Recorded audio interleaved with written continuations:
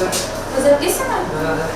Хәзер шешторышханәләрдә һәр клиентны әнә шулай каршы алалар. Дезинфекция растворы белән кулларны юалар, аннан соң гына процедурага керешәләр. Исемлектә бер генә хезмәт тәкъдим ителә: шеш алдыру, калганнары кадыгый тыела. Аңа да хәзер бары алдан язылу буенча гына эләгергә мөмкин. Здравствуйте, парикмахерская Чечи, слушаю вас. Да, конечно, можно. На какое число вас записать? Халык шират хасыл итмәсен дип язылу интервал аша башкарыла. Элек көненә 15 клиент кабул итсәләр, бүген алар саны 8-10 гына тәшкил итә. Алар арасында барлык өслекләрне эшкәртеп, бинаны җилләтеп тә өлгерергә кирәк. Шешторышханәләрдә моңарчыда санитар кагыйдәләр катгый иде. Сначала промываем над проточной водой, потом все инструменты кладутся сюда. Здесь будет 3% раствор Оптимакса. Здесь моя капуста, но у мастера все там есть. После этого держим 15 минут, опять промываем под водой и уже ставим в ультрафиолетовый шкафчик для стерилизации. Там он все стоит и будет ждать другого клиента. Бер айлык тәнәфестән соң шешторышханәләр үз ишекләрен ачты. Төбәк хакимияте кеше бизнесны саклап калу өчен беренче чиратта кирәк булган хезмәтне эшләтеп җибәрергә карар кылды. Шартлары барысы өчен дә бер дезинфекция, саклану чаралары, дистанция һәм видео күзәтү. Соңгысы кагыйдәләр үтәләме икәнен карап тору өчен.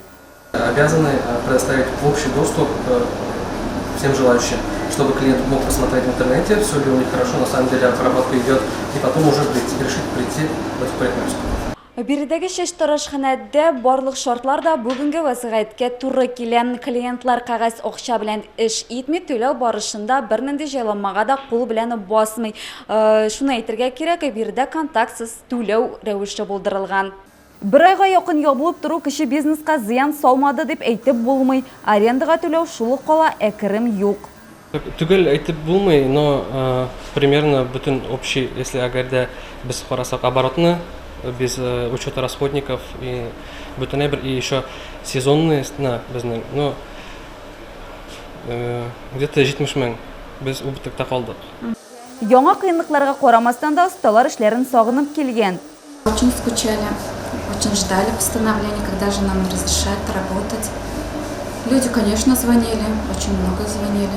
Мы просили их потерпеть немножко. Парикмахерские нужно всегда, считаю, люди не ходили порушенными все. Шешторышханәләргә эшләргә ярый дигән карар чыкса да, кызганычка каршы матурлык салоннарына әле рөхсәт бирелмәде. Шуңа күрә дә аларның ишекләре һаман да бикле калган. Кайчан эшләргә ярыячак, анысы кызганычка каршы билгесез. Шешторышханәгә барыр өчен СМС рөхсәт алу зарур. Моның өчен системага яңа 11-нче максат өстәләчәк.